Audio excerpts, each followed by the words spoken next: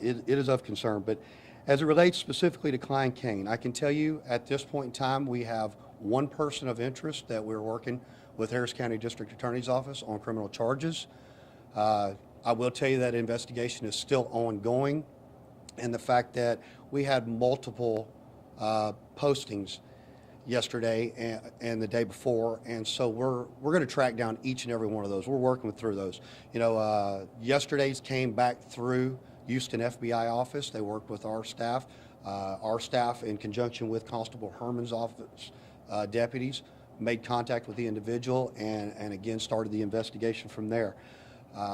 Something that has new development here is last night, the Department of Homeland Security reached out to me, and they've offered their services. They're willing to bring whatever resources they have to help us track these threats down. Our team has worked through the night. And one of the things that I'm going to ask here, and it's really, and part of the reason for the whole press conference, is to ask our community, if you see it, share it, don't spread it. And when I say share it, I'm talking about share it with your campus administration, share it with law enforcement. If you have questions about it, reach out to us. We're more than happy to filter through. Klein ISD has a button at the top of every one of our on our website. It says Keep Klein Safe. If you click that, that message comes directly to me or one of my command staff members. We answer each and every one of them as fast as we can get to them.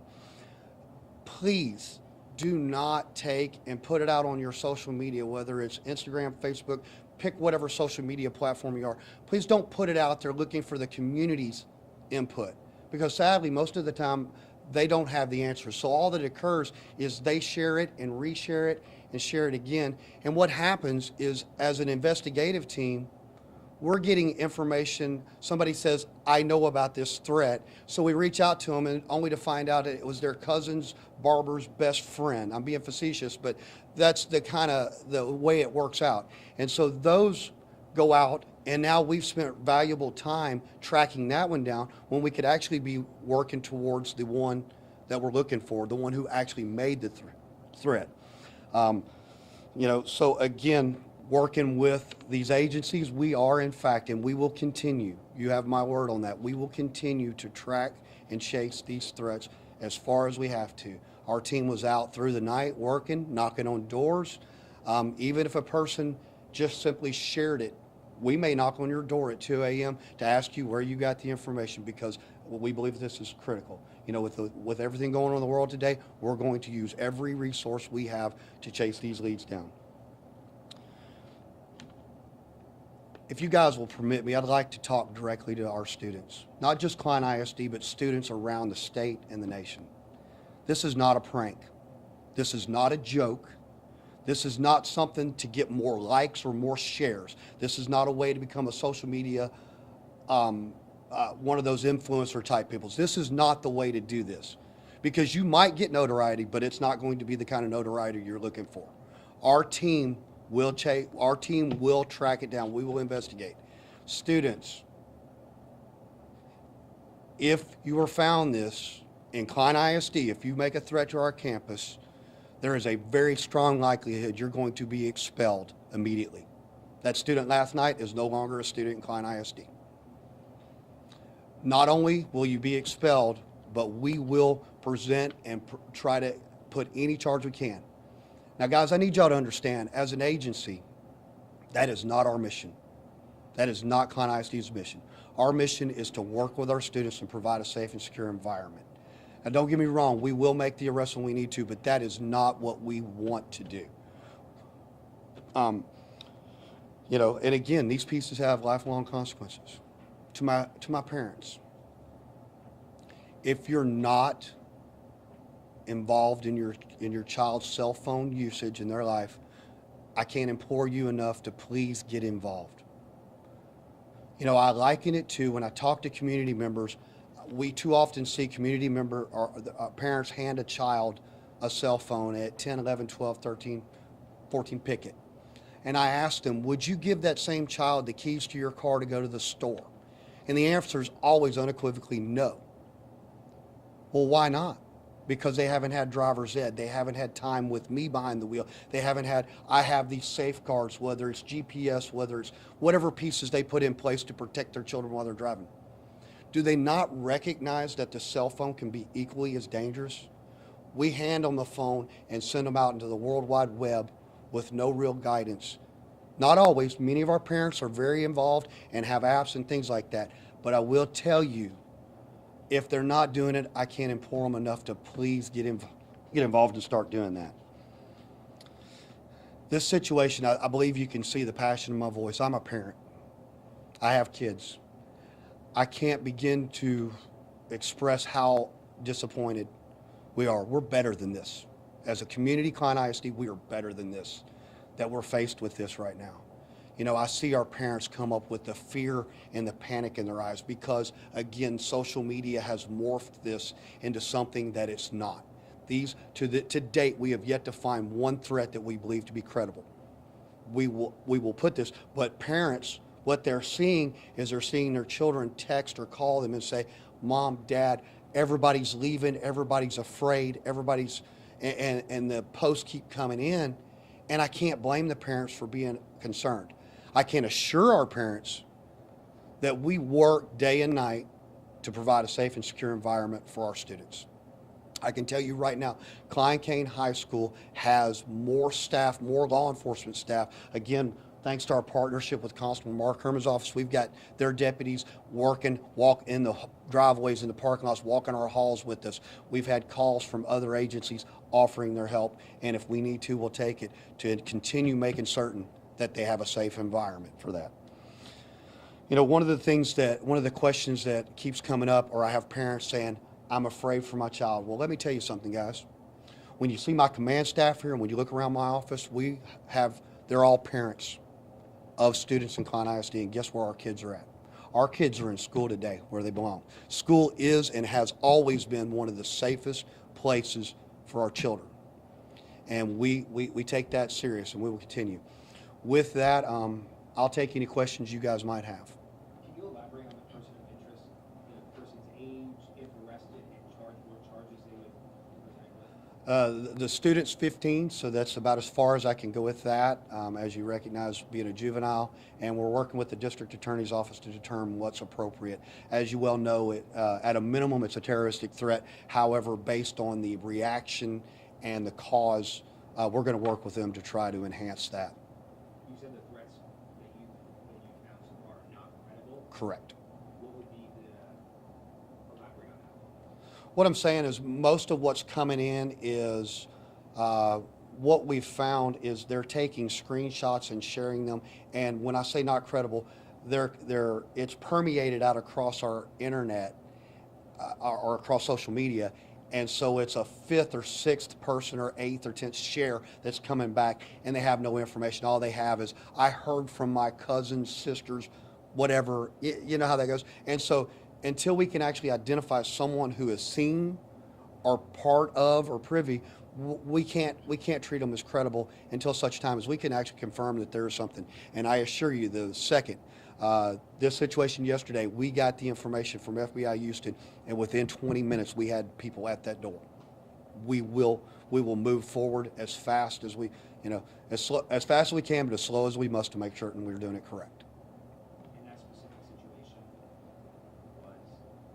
That was one of the threats. That was one of the social media platforms that came in, and I believe that one, where we were at on that situation is we had threats already circulating, and this was a new one that was right in the middle of everything. So we went, we started school. We had a pretty good, fair number of students, a large number of students that morning. But when that one went out, we had a mass exodus.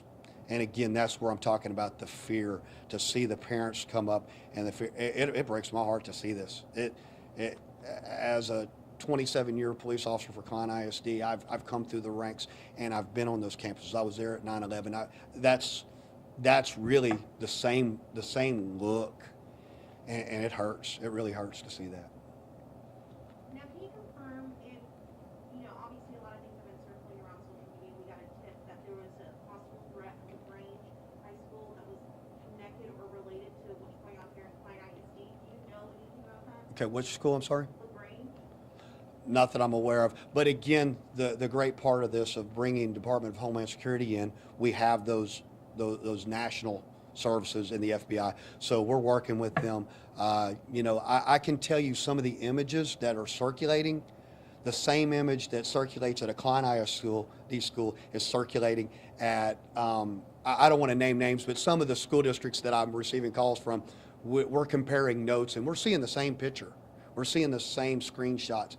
And so I will tell you that as it continues on, and some of these screenshots are screenshots that we've saw a year, 2 years ago. Again, it's just getting recirculated and it's causing this mass panic or chaos that it's just not warranted. Can you tell me a little bit about how social media kind of plays a role in this investigation, whether it's good or bad, and trying to find the original post? What does that bring up? It's a mixed bag. In that we're working with Crime Stoppers, offering rewards for tips on this.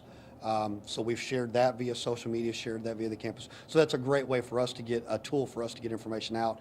However, as I shared a minute ago in my prepared statement, the parents taking and students' parents, our community, just let's call it our community, sharing and resharing, it's actually become very detrimental to the investigation because it's so far removed trying to track down where it's coming from. Explaining to your student is going to assure that he's not going to come back. We've seen so many cases where former students come back, obviously not to the campus, but outside the campus, and they do, they commit big crimes. They shoot at with them. So what is going to assure parents that just knowing the student is not going to make him more mad and do something again? So in Klein ISD, I'm proud to say that we were actually doing threat and risk assessments prior to the legislation actually requiring threat and risk assessments on students who make threats. We're doing that and we're looking at the totality of it. What's the intent? What's the investigation yesterday, I can't really go into it, but I can tell you when based on what I saw, I don't really have a fear that that person is going to come back based on the evaluation. Okay, so we do those, and we obviously, anytime we have a concern, we refer to additional services and work through and help that. Again, from a law enforcement perspective, please forgive me. There's certain things that I'm just not going to share because I really don't want to go out across the news media, how we operate for overall safety. What cases do we make an arrest? Cases like this, if a person makes a threat towards one of our schools or one of our persons, we're going to present to the district, we're going to investigate, present to the district attorney's office and file the appropriate charge. And that's every time. Absolutely. We have a very, very firm process. And I would be remiss if I didn't really acknowledge or thank our campus administration. Klein ISD in 1982 had the foresight to start an ISD police department, first in the state of Texas. And from 1982 moving forward, we have been hand in hand with our administration working these types of situations because too often the police, we're not always there. And so working closely with them and training them so they know what they're looking at, what they're looking for, things like the threat and risk assessment to help bring us in when it's appropriate. But again, a big thank you to our administration and the Board of Trustees for having the foresight to start a department way back then because we are integrated in the schools. It's not a outside source. For those that have witnessed the high school at Cain, you guys have a large presence. And also I witnessed canine dogs patrolling the area inside and out, as well as also bag checks. I've never seen that at some of the other campuses that I've covered in the riot. So is this the first for you guys? And are you guys going to continue this? Was it just because of the threat level that came up? So thank you. First and foremost, Klein ISD does have a canine on staff. And we have that canine assigned to Klein Cain for the indefinite future. And as far as the bag checks, we put a notice out to our community, our students, telling them that bags would not be permitted on campus. Again, just as a safety, again, I don't believe these are credible threats. However, if it makes our kids feel better and our parents feel better about being in the building, because learning's not happening if they're not in that building. So we will take whatever steps we need to help get them be comfortable back in, because a student or a teacher doesn't feel safe is not going to put their best effort out. We know that. So we're going to do everything we can do with that. As far as longevity of it, I really don't know. I know we're going to run it through the semester and reevaluate. This is one of those, just pull out some, let's look at our protocols and let's see what we need to do, again, to get the kids back in the building. Are backpacks allowed? Today at Klein Cain, no, sir, they are not. And for the rest of the year? For the rest of the semester at Klein Cain High School, backpacks are not going to be allowed. If a student brings a backpack, what occurs is that staff meets them at the door. They allow them to remove whatever objects they need for the day, and then they're stored. And we've taken an additional step. Not only are the staff looking in the backpack and putting it away, but we're having our canine actually walk through and work those as well as they're being collected. Not the individual, but the What about clear bags? clear bags. We've talked about it. We've looked at it, and we're still working through what we're going to do with that. Guys, one of the things, and please forgive me, I'm going to step back a second. If you would, you guys look down the wall. That's who we are. That's what we want to be. This is who we are. Out high-fiving, working with kids, working with our scouting community, working with our campuses.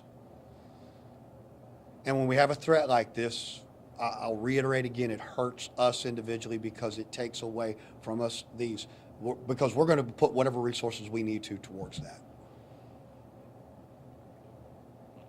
Do we have? Are there any more questions? Okay. Thank you, guys. Thank you very much.